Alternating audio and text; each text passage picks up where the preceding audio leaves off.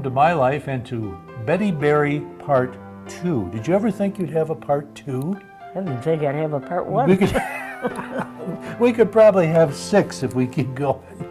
Last time we concluded talking about my friend Betty when she got her broker's license in real estate. And this would have been like the mid to late 1950s. And she had some people working with her, but the tide kind of turned with the real estate business, didn't it, back then? Very much so. Very much so. And this just to put everything in perspective, this would have been close to the Kennedy era and maybe the Cuban Missile Crisis. Would have been before the Kennedy era. Would have just before that with Eisenhower? Yeah. Okay. But things slowed up. The people didn't want to spend as much time on the phone soliciting business as they had to. And you went where from there? I worked temporarily for another broker to help him out for a while. And then I ended up in Pontiac managing the Savoy Motel. That was a big decision for you to get out of real estate. Yep. And I never got out of real estate. Well, never. I have sold real estate even when I was managing the motel. But was the reason for that survival? Because I had a broker's license, I could sell any time. Right. It's not like a salesman where you got to have a broker that you work under a broker. I was a broker myself. I could do whatever I wanted to. But the reason that you did this was survival at that time. Yeah. Well, real estate was just nothing, and they had stopped the assumptions. You couldn't get an assumption then, and mortgage rates were horrible. I remember closing. What it was what really killed it was that young couples would get married and they'd want to buy a house, and if they went to like First Fed of Oakland in Pontiac to get a mortgage, interest rates were 21%. I closed deals with interest rates at 18, 19, and 21%. My goodness. So Dad would say, "You're not going to pay that kind of interest. I'll loan you the money and you assume a mortgage. We'll find one you can assume." Right. But then they stopped assumptions. Yeah. And then that's when everything started just go downhill for a long time. Right, but just to put it in perspective, back then weren't savings accounts paying higher interest as well? Oh, yes. Oh, yeah. I mean, nowadays we think 2 or 3% is a big deal. That's true. But back then they were getting 15 on up, if you can imagine. 15, 16%. Okay, but anyway, that's kind of if anybody had any money in the bank. Right, well, there you go. That was another story, too. That was kind of a tough time. So you started working at the Savoy Motel. I Now, started working there. anybody who's been around these parts and driven down Telegraph Road know where that's at. Would be just south of Huron Street. Right. In Pontiac. It was a nice motel. The people that owned it was named Scribner, and they had the bowling alley across the street, not just across the side street. The motel was on one side and the bowling alley was across, and I managed it. And I took the job because I had living quarters with it. Mickey and I had it there, and she loved it because they had a swimming pool, and she went to school in Pontiac, and she liked it. She liked that sort of thing. Okay, so when you started this job, you just had Mickey. No, I had Sharon. And Sharon. Sharon was married then, and Sharon was married. She had. And then while I was working at the Savoy, I was 38 or 39, close to 39, when I had my first grandchild, Kim. Sharon and John had gotten married, and they had her at early, and I had a grandchild at a young age. So did you have some interesting times managing a motel? Oh yeah, yes, very much so. Very much so. I imagine you saw quite a variety of clients, huh? It was, at that time, we had the old-fashioned where you picked up the plug and plugged it in, you didn't, you had a regular switchboard that you worked. Right. And they always said that that's probably how I got TB when I was working there, because I would, in the morning, we had a midnight man, and then I took over at 8 in the morning, and we had continental breakfast, of course, for all the people that stayed in the motel. But then after they left, I would be going around picking up cups and paper plates and stuff and putting them in. I also smoked at that time too. So they figured that the switchboard would ring and I would plug it in and have a cigarette all at the same time. You know, somebody would call into the switchboard for something. That's probably how I got TB. I was managing the motel. Mickey was in school, in high school, and I got TB. And just to put this in perspective, back during those times, there were these big institutions or hospitals of sort that were mainly for patients with tuberculosis. There were a few of them. There weren't many. Actually, there were none in Macomb County because several girls that were in with me, Macomb County had to send them to Oakland. They had none in Macomb County. Really? And they were people that lived in Oakland County. Well, one of my roommates did, and Oakland County paid to have her in the TB SAN because they had none of their own. Okay, and were there a number of sanitariums in Oakland County? Not that I know of. There was Detroit.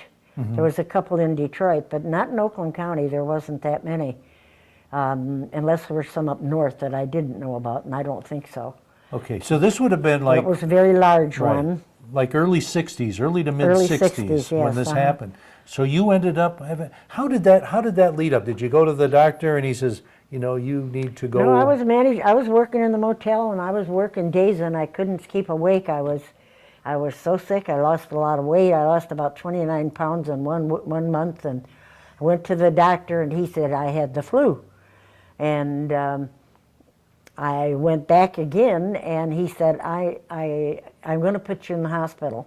So he put me into a hospital in Highland Park Osteopathic Hospital. On Woodward, I believe. Yeah.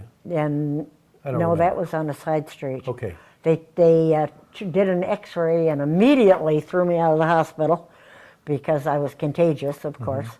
And I went to Oakland County then, to the Coulee Lake Road, right here in Union Lake, right around the corner from where I live now. Okay, so that was on Coulee Lake Road. That's where Oakland Community College is now? Now, that's the college, yeah. Okay, very good.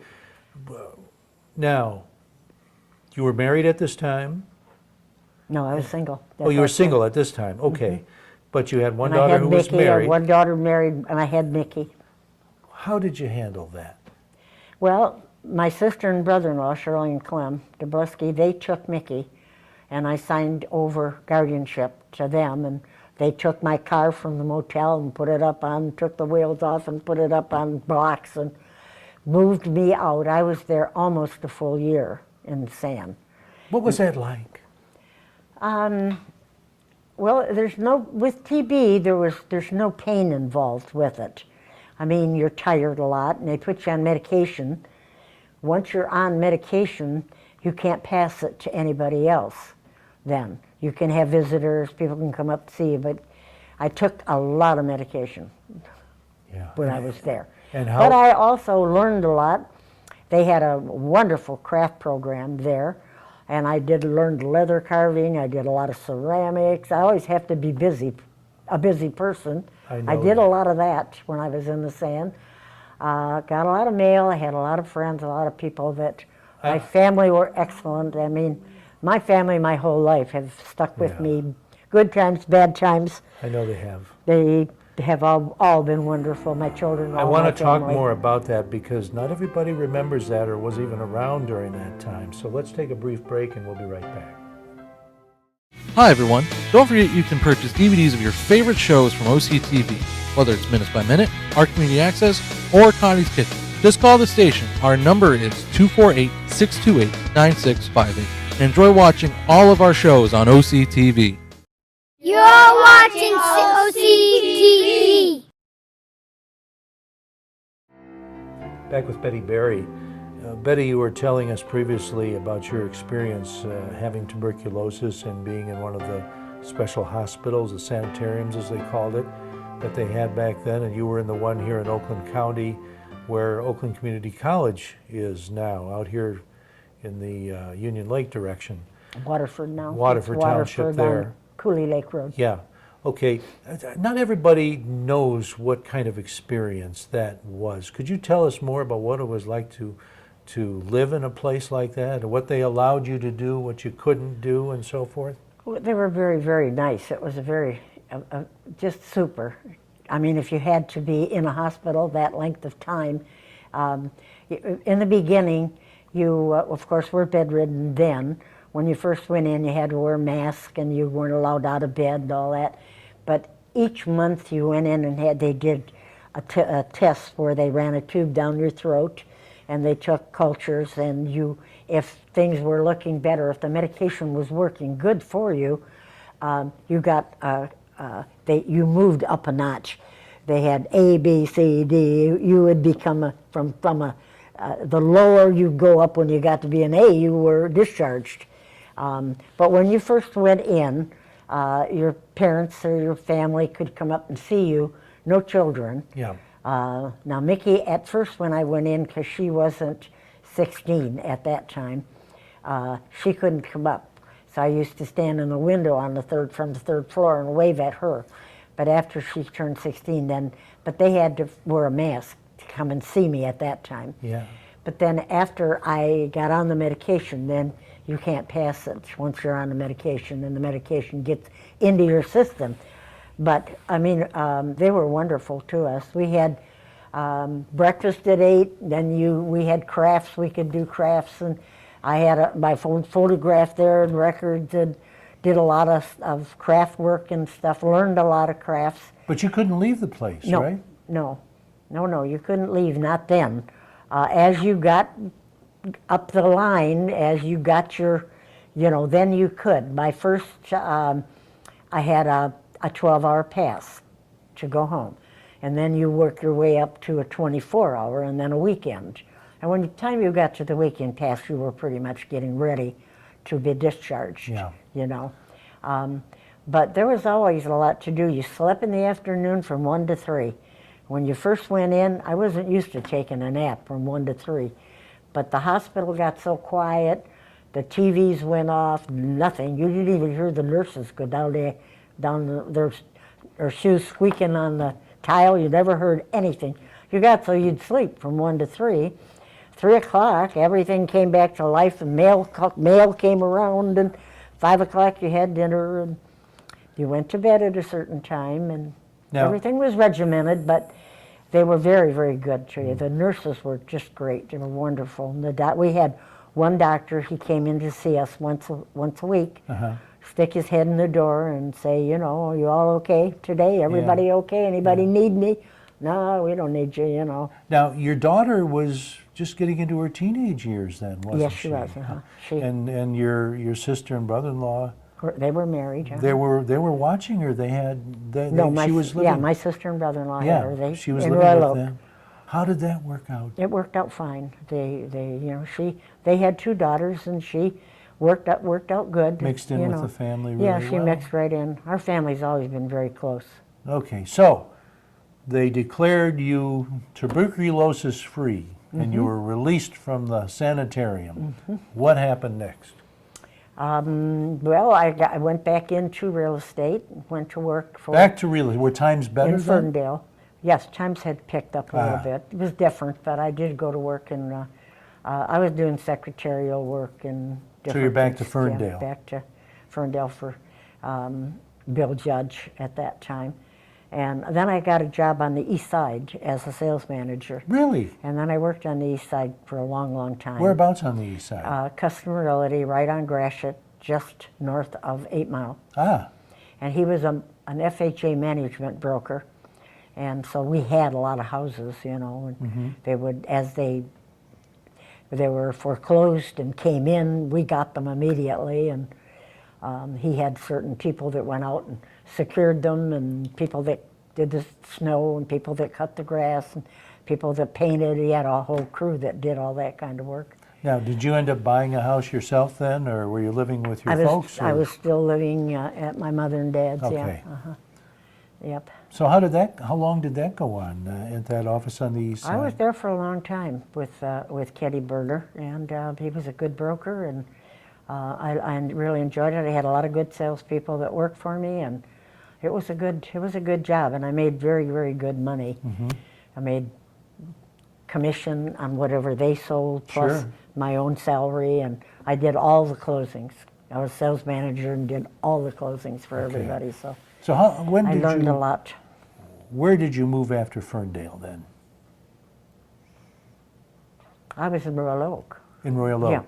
Pontiac and then Royal Oak Okay. after I got out of the sand. Oh, okay, you were in Pontiac first. Yeah. After you that's- got out of the sure, sanitarium. That's where I was managing the motel. Okay. And then I went to Royal Oak after I got out All of right. the sand. And that's when you got back into real estate, Yes, is that uh-huh. correct? Okay. How long were you in Royal Oak then? And did you Living move in to the, Royal Oak? and did you, I mean, as a realtor, did you move to the east side right after that? No, I stayed at, with my parents. We had built, the basement we had turned into an apartment. Gotcha. Mickey and I had the apartment downstairs, and then my father died, and my mother had her first stroke the day of his funeral. Oh, boy. And then I had bought a little house in, way over in St. Clair Shores, but I never got to live in it because she had her start having Yeah, strokes, and she had tough 7 times. of them. But your family got involved with Oakland, with northern Oakland County. Was it right around that period of time? When did your family first own property out here on Dixie Lake in Springfield Township? Oh gosh, Shirley and Clem bought the cottage Right. on King Road Yes. where you live. What about the place on the island? I bought that after I married Carl.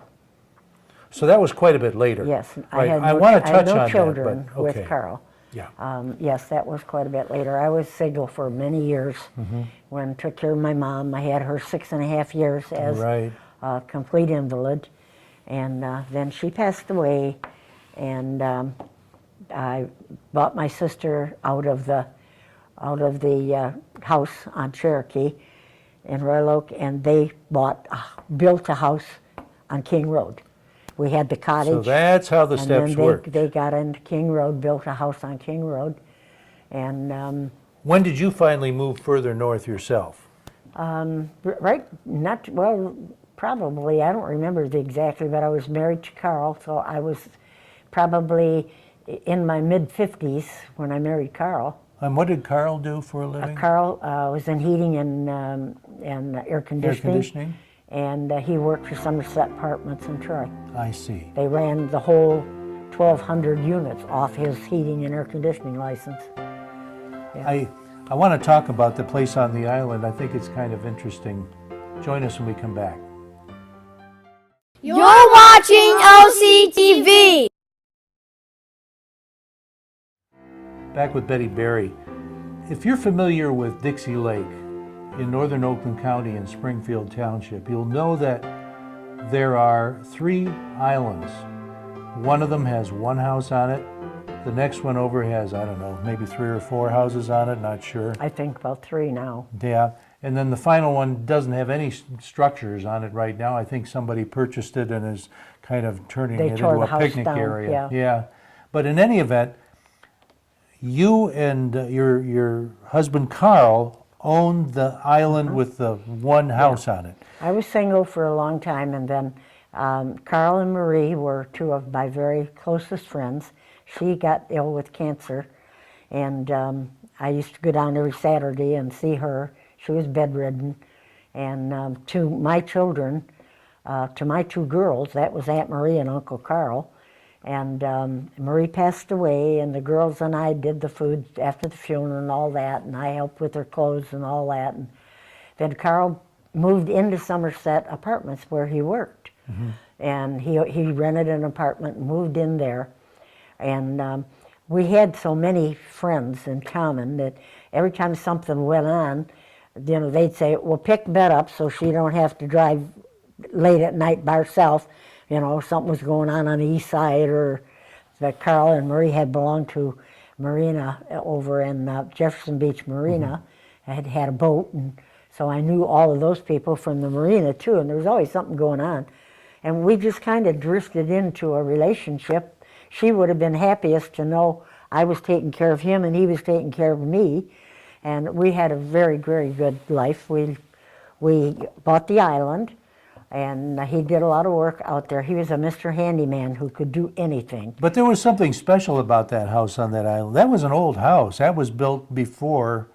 That house Prohibition days, yeah, right? was during Prohibition. That used to be a blind pig. And there was a house on Dixie Highway where the people used to come out.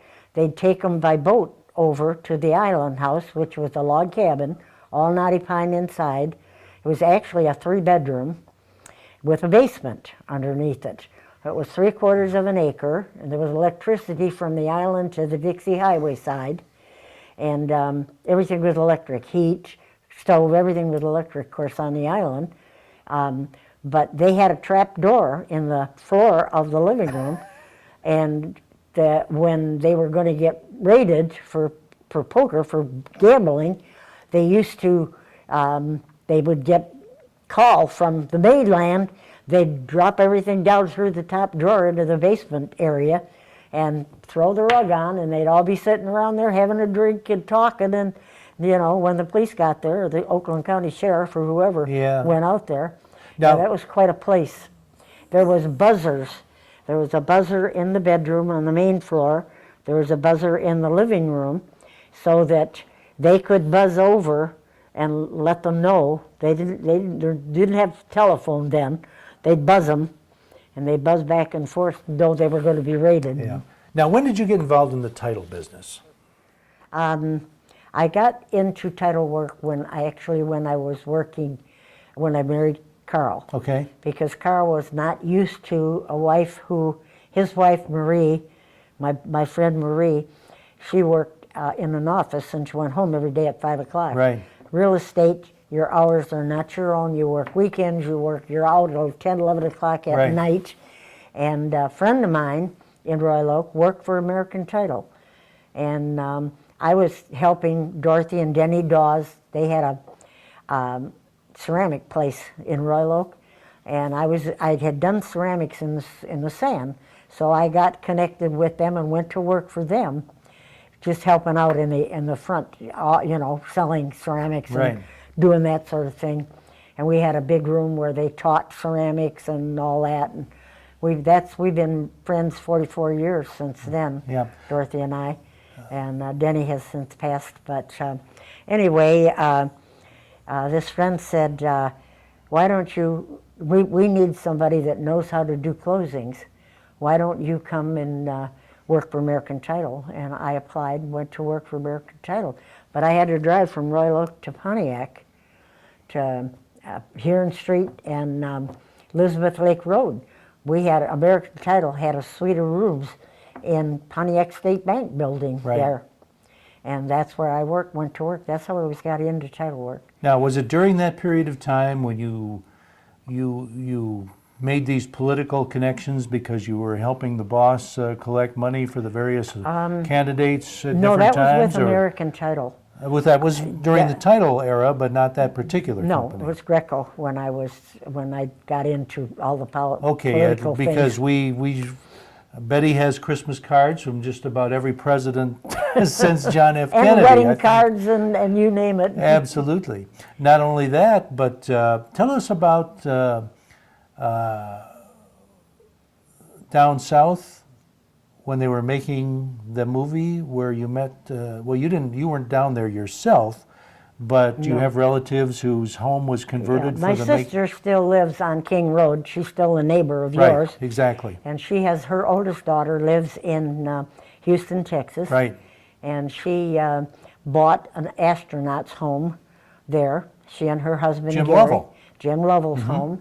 And because after they bought the home, she got very interested in Jim Lovell and the background and learned a lot about it. And my daughter Sharon is an artist. She's very good, and she had painted a picture of Jim Lovell, and they had that. And they decided to do a movie, and the movie that I think everybody has seen. But they decided to do this movie. So Cindy and Gary were there living in the house, Jim Lovell's house, and they had a son, and Justin. And they one night the doorbell rang, and Gary answered the door, and it was Jim Lovell, and he said, started to introduce himself to Gary, saying, I'm Jim, and Gary said, I know who you are, Mr. Lovell. You don't have to introduce yourself. And said, come in. And the whole foyer had everything in there you couldn't believe. And there's a den right next to the foyer, and there was a lot of stuff in there, all having to do with astronauts and stuff.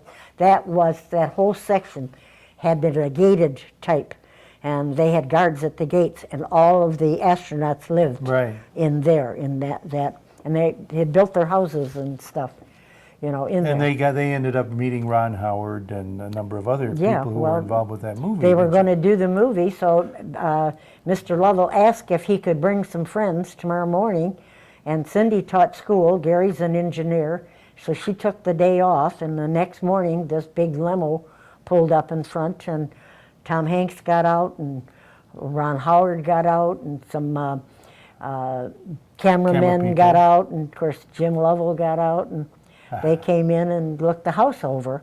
They wanted to recreate the house back to what it was originally when Jim Lovell lived there, because they wanted to shoot the beginning of the movie there. But before we run out of time, I want to mention that you had a chance to dance briefly with Gene Kelly. Well, I wasn't really dancing with Gene Kelly.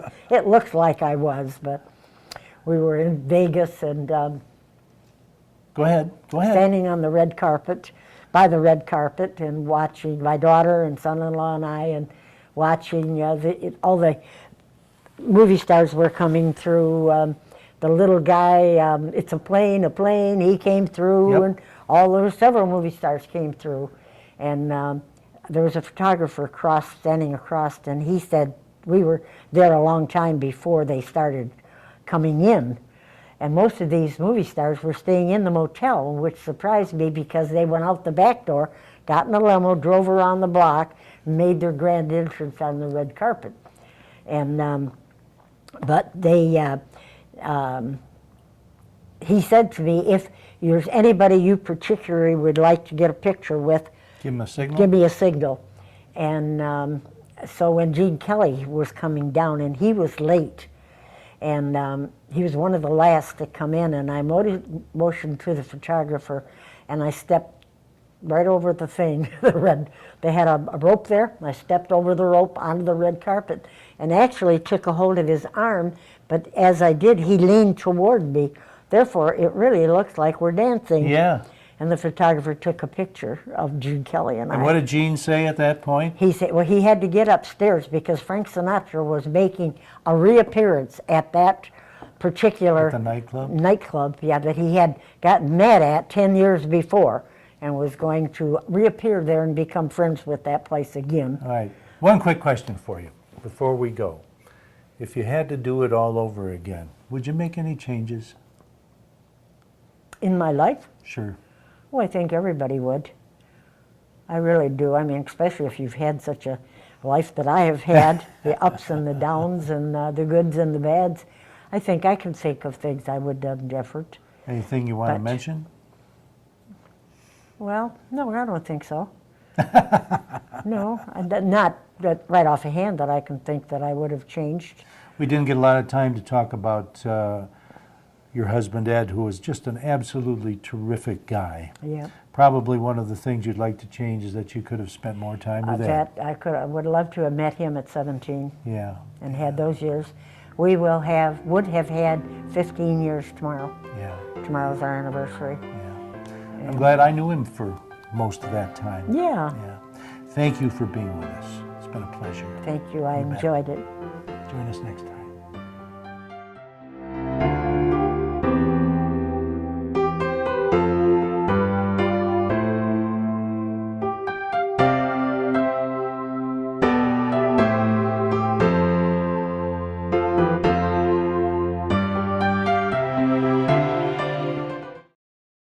You're watching OCTV, Oxford Community Television, serving Oxford, Addison Township, and the village of Leonard.